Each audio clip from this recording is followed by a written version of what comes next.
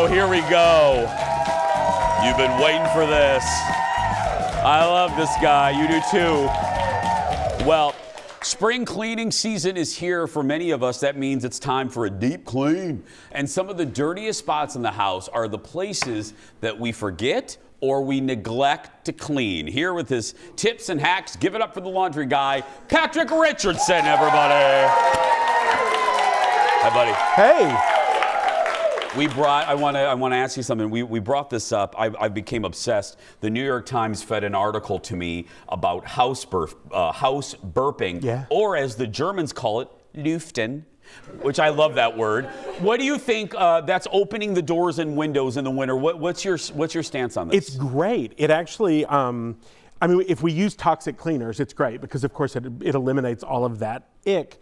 But, you know, the thing is our houses have gotten so efficient because insulation has gotten so good that the air gets really stale. And I actually got into an online chat about house burping, believe it or not. This is what you do when you're the laundry guy.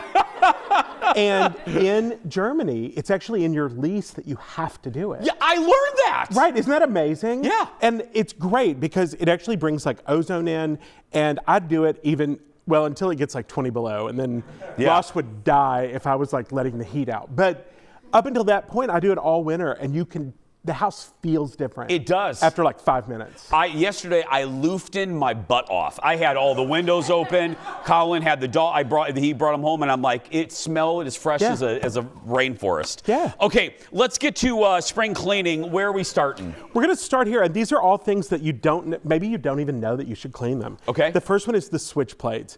And I was doing research on this, and I read the best description. Somebody said, you go into houses and switch plates look like smokers' teeth. And I'm like, that's the perfect description. But you need to, they're gross.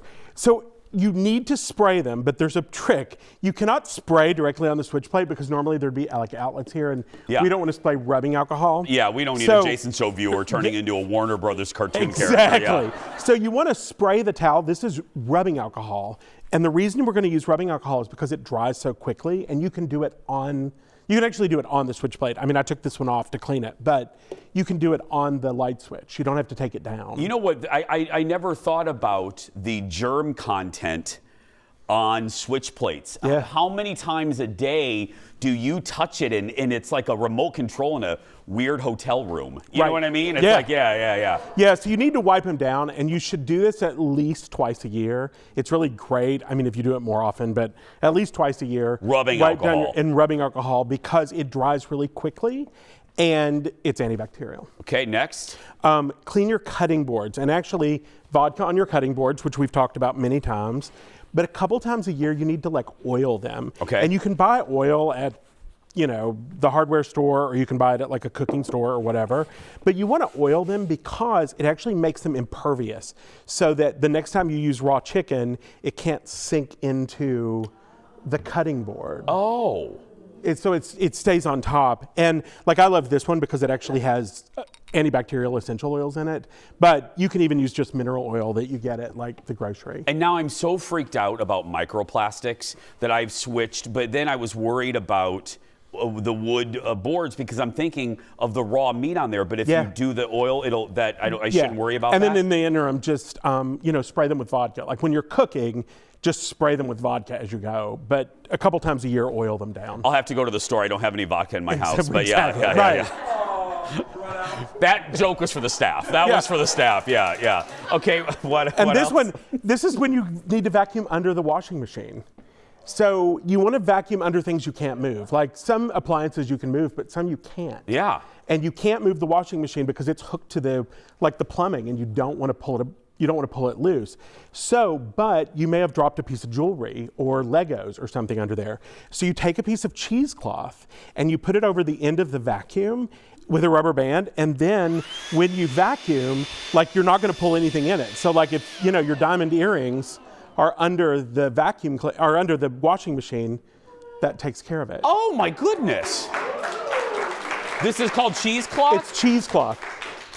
So the crap you want to go in still goes in, but your diamond ring Yeah, Yeah, so you can, and like Legos, you don't really want Legos to go into your vacuum because it's hard on the machine. And let me tell you, if you have a diamond ring that's been under your laundry, I need to talk to you. Like, I want to know, what are you doing? Yeah, if it's been under there for years. What's this? This is lampshades. You know, it's another thing. They get spots on them, and they get little spots and little whatever. So we take our rubbing alcohol and a towel, and there again, we do the same thing because you could actually dry clean with rubbing alcohol if you really wanted to. Really? Yeah, you really could.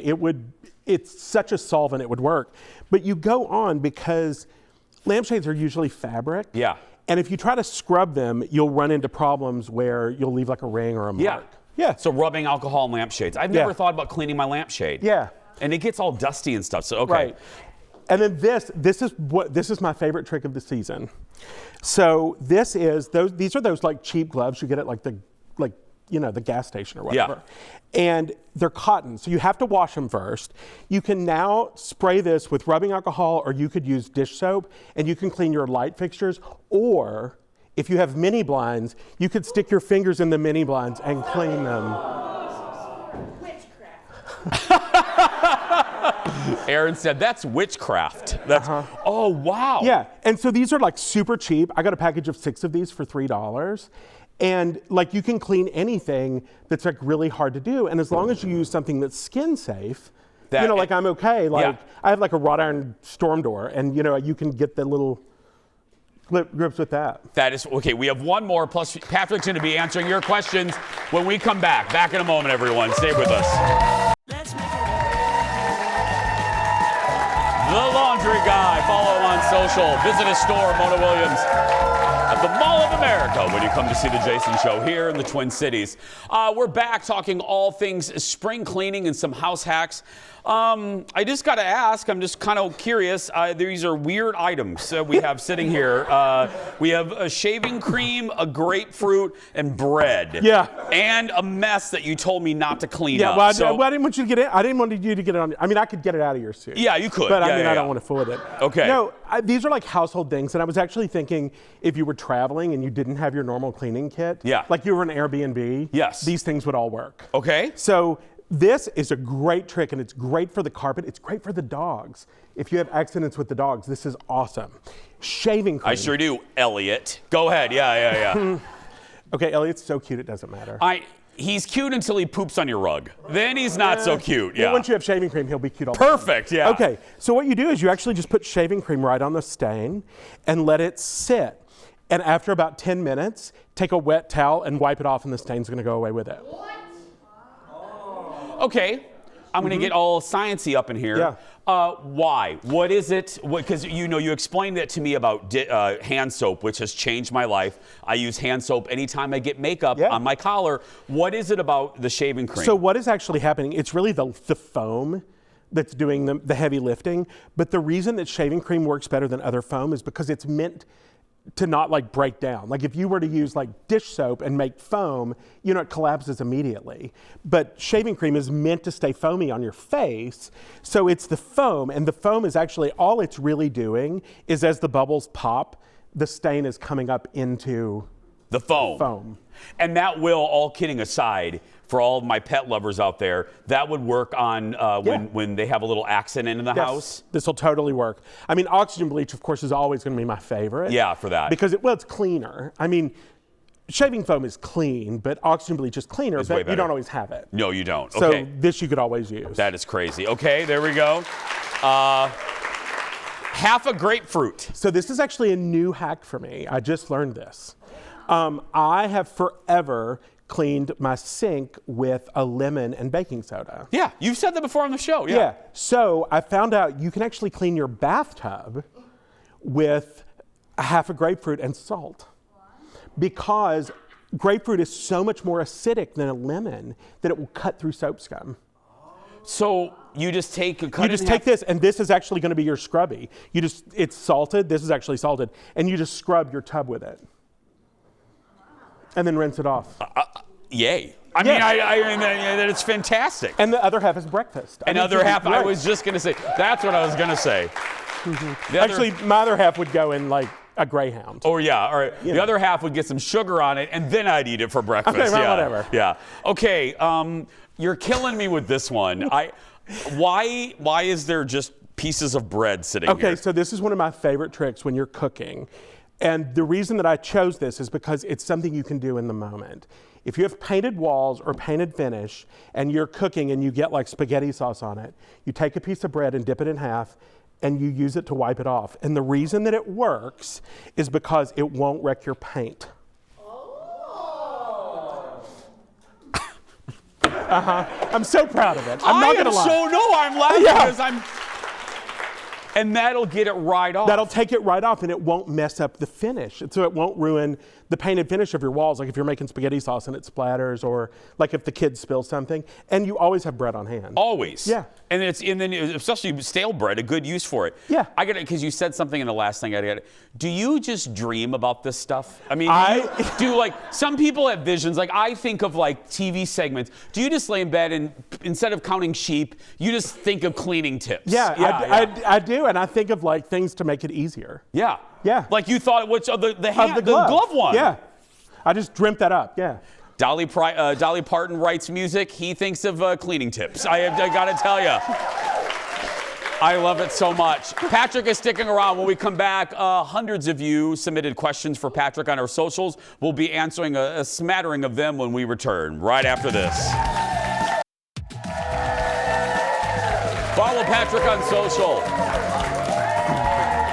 And again, visit his store, Mona Williams, the Mall of America. Welcome back.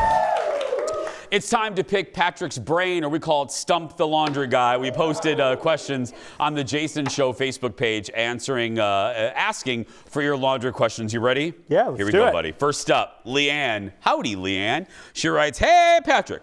I have a brand new jean jacket and I can't get the chemical smell out. It smells like a burnt fabric. I've washed it with laundry sanitizer. I've sprayed it with a vinegar water mix. I set it in the sun for 2 days. Good Lord, she did everything. Yeah. It's not budging. Well, short of setting it on fire, the only other thing the only other thing I can come up with, you really need to, that is dye. What she is smelling is the dye, and that burnt is probably because she or the manufacturer put it through a dryer, and the dye actually sort of like burnt, basically. So you can wash it out, but you actually need to soak it with some ammonia, because ammonia will lift the dye out. And this is really a weird trick, and I've never told this anywhere. Yeah. You put it in a bucket, and you put it in the bucket with water and ammonia, but you have to put the lid on because ammonia will evaporate, and you need it to sit in ammonia like 24 hours. So like half a cup of ammonia in a bucket, like a 5-gallon bucket, but put the lid on or put something over it, because otherwise the ammonia will evaporate. And then after that, wash it and it'll be gone. Wow.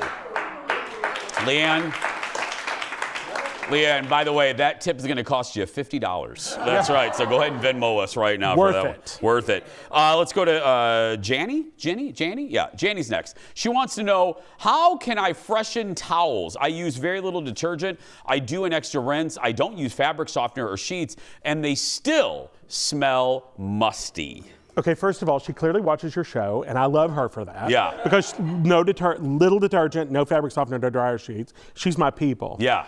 My guess is you need to clean out your washing machine. So dump a gallon of vinegar and a pound of borax in your washing machine, run it on the longest, hottest cycle. I think that musty smell is actually in your washer. I don't think it's in your towels. No. Because that amount of stuff she's doing. No, she's doing it all right. Or you could set them on fire. Yeah. I mean, yeah. Plan B.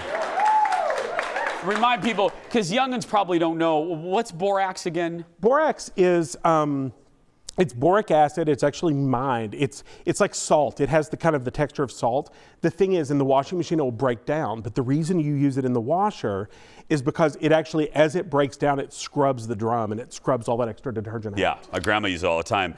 Sandra's next. She has a very simple question. Hey, Patric, what's the best way to clean my oven? I've tried so many things. Please help. Oh, God, I love that you asked this because it's great. You put a pan of water, like an oven-safe dish, and with about a half a cup of vinegar in it, and then fill it up with water. Put it in the oven, bring the oven to 400 degrees, turn it off, let the oven cool down. And what you've done is you've created vinegar steam, and it's gonna steam all that gunk off the oven, and then you can just wipe it out.